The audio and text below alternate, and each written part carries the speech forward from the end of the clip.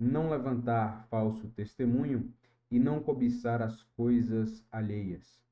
Eu me chamo Lucas Navarre e esta série de vídeos trata a respeito do Catecismo da Igreja Católica através do livro Catecismo Maior de São Pio X, pela editora Eclésia. Na temática de hoje, faremos o estudo a respeito do oitavo e do nono mandamento da lei de Deus. Não levantar o falso testemunho e não cobiçar as coisas alheias. Antes de darmos início à leitura e estudo do catecismo, façamos o ato de fé.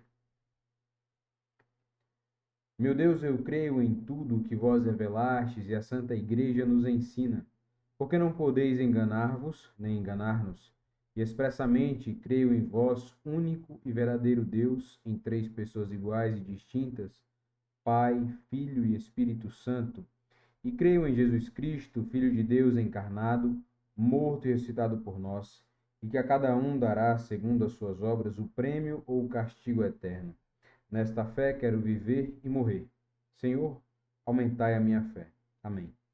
Pai, Filho e Espírito Santo. Amém. O que nos proíbe o oitavo mandamento? Não levantar falso testemunho.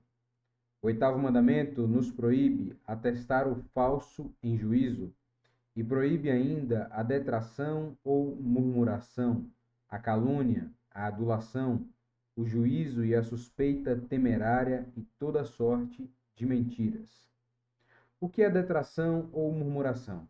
A detração ou murmuração é um pecado que consiste em manifestar sem justo motivo os pecados e defeitos alheios. Ou seja, detração e murmuração é quando, sabendo o pecado de outra pessoa, a pessoa, eu ou você, outra pessoa, torna público aquele pecado que conhecemos. É como revelar um segredo de alguém. Isto aqui seria a detração ou murmuração. É um pecado que consiste em manifestar sem justo motivo os pecados e defeitos alheios. Então, quando criticamos alguém de forma pública, manifestamos o pecado daquela pessoa publicamente, isto é um pecado. O que é a calúnia? A calúnia é um pecado que consiste em atribuir maldosamente ao próximo culpas e defeitos que ele não tem. Então, enquanto a detração ou murmuração é tornar público um pecado que outra pessoa tem, a calúnia é publicamente atribuir de forma maldosa um pecado que aquela pessoa não tem. A adulação é um pecado que consiste em enganar alguém falsamente, dizendo o bem dele ou de outros, a fim de tirar disto proveito.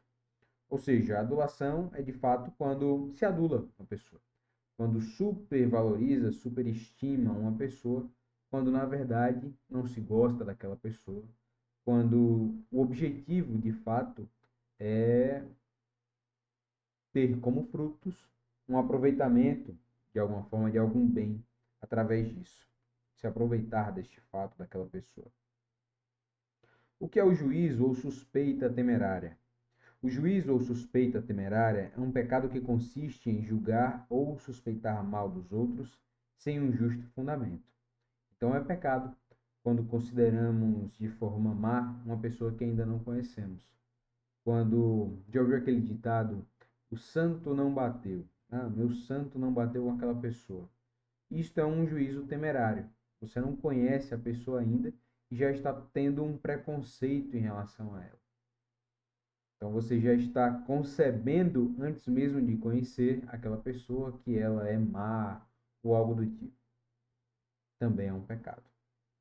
O que é a mentira? A mentira é um pecado que consiste em afirmar como verdadeiro ou como falso, através de palavras ou de ações, o que não se julga ser tal. Então, tanto é mentira dizer que algo é verdadeiro quando algo é falso, quanto é mentira dizer que é falso quando algo é verdadeiro.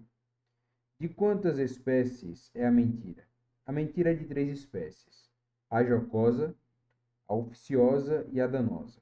O que é a mentira jocosa? A mentira jocosa é aquela com que se mente por jogo e sem prejuízo de ninguém. Então seria como uma brincadeira, digamos assim.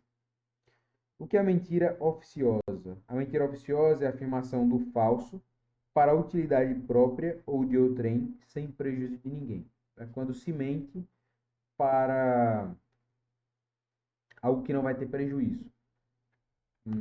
É quando você mente e aquilo que você mentiu não vai causar prejuízo, mas, entre aspas, vai empatar a situação, digamos assim.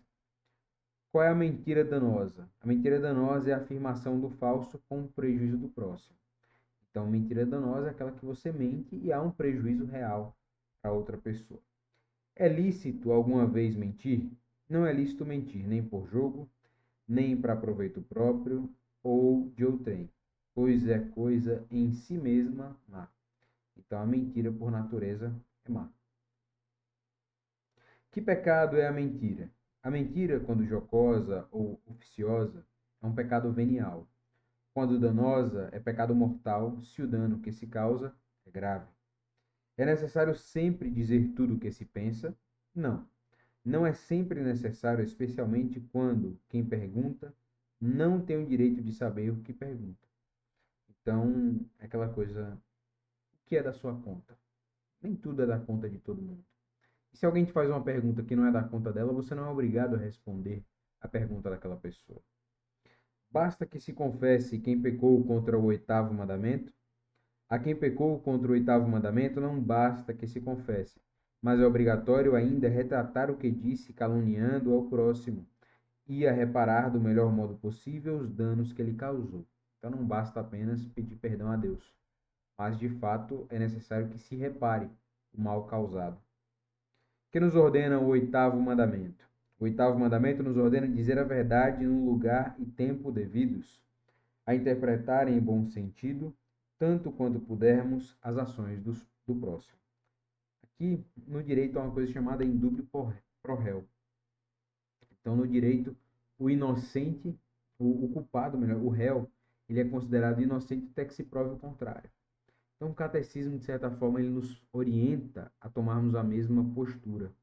Antes de julgar uma pessoa, primeiro a conheçamos, primeiro tomemos aquela postura desta pessoa como algo sem maldade.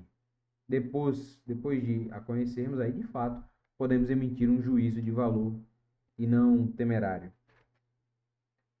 A respeito do décimo mandamento, eu falei que era o nono, mas na verdade é o décimo mandamento. O que nos proíbe o décimo mandamento? Não cobiçar as coisas alheias. O décimo mandamento, não cobiçar as coisas alheias, proíbe o desejo de privar o próximo de seus bens e o desejo de adquirir coisas por meios injustos. Por que Deus proíbe também o desejo dos bens alheios? Ou seja, a cobiça, né? A inveja. Deus nos proíbe os desejos desordenados dos bens alheios porque Ele quer que sejamos também interiormente justos e nos mantenhamos afastados das obras injustas. O que nos ordena o décimo mandamento? O décimo mandamento nos ordena que nos contentemos no estado em que Deus nos colocou e que soframos com paciência a pobreza, quando Deus nos queira em tal estado. Então vejam, o décimo mandamento nos torna, como posso dizer, cientes de que aquilo que acontece em nossas vidas é resultado da vontade de Deus, seja ela ativa ou passiva, consequência também de nossas escolhas. De modo que não podemos desejar o bem alheio no sentido de desejar as coisas que pertencem a outras pessoas, porque devemos viver de forma justa aquela parcela que nos cabe, seja porque Deus assim escolheu, seja porque é a consequência de nossas escolhas. Como pode o cristão estar contente na pobreza? O cristão pode estar contente também no estado de pobreza, considerando que o maior bem é a consciência pura e tranquila, que a nossa verdadeira pátria é o céu e que Jesus Cristo se fez pobre por amor a nós e prometeu um prêmio especial a todos que suportam com paciência a pobreza. Vejam, claro que Deus ele deseja a nossa felicidade, mas não no sentido humano de felicidade, no sentido que temos mundanamente falando. A verdadeira felicidade ela só será alcançada no céu, onde estivermos de fato diante de Deus e vivendo com Deus. Isto é a verdadeira felicidade. A felicidade na terra, na verdade, é um monte de aflição. Veja, há pessoas felizes neste mundo, mas que não herdarão a vida eterna. Por outro lado, há pessoas tristes, entre aspas, neste mundo, mas que porventura herdarão a vida eterna. Há pessoas muito ricas e prósperas, entre aspas, que não herdarão o reino dos céus, enquanto há pessoas extremamente pobres que herdarão o reino dos céus. Vivemos neste mundo e neste tempo e somos mortais. É natural que desejemos melhores condições de vida, condições onde não vivamos na pobreza, onde tenhamos acesso a uma total liberdade, onde podemos comprar tudo o que desejamos, viajar, enfim, ter o carro do ano, uma casa melhor mobiliada, filho nas melhores escolas, melhores roupas, melhores viagens. Mas tudo isso é vão e passageiro, quando o real objetivo de nossas vidas deve ser honrar, glorificar a Deus e servir a Deus. Meu irmão e minha irmã, que este seja o seu objetivo de vida, viver com Deus e para Deus. O resto é resto. Deus é o Senhor de nossas vidas e apenas Ele importa. Inscreva-se no canal se ainda não se inscreveu, deixe a sua curtida para ajudar esses vídeos a serem melhores divulgados. Conto com a sua parceria nesta caminhada rumo a um melhor entendimento sobre a Igreja Católica através do livro Catecismo Maior de São Pio X. Deus nos abençoe e até o próximo vídeo.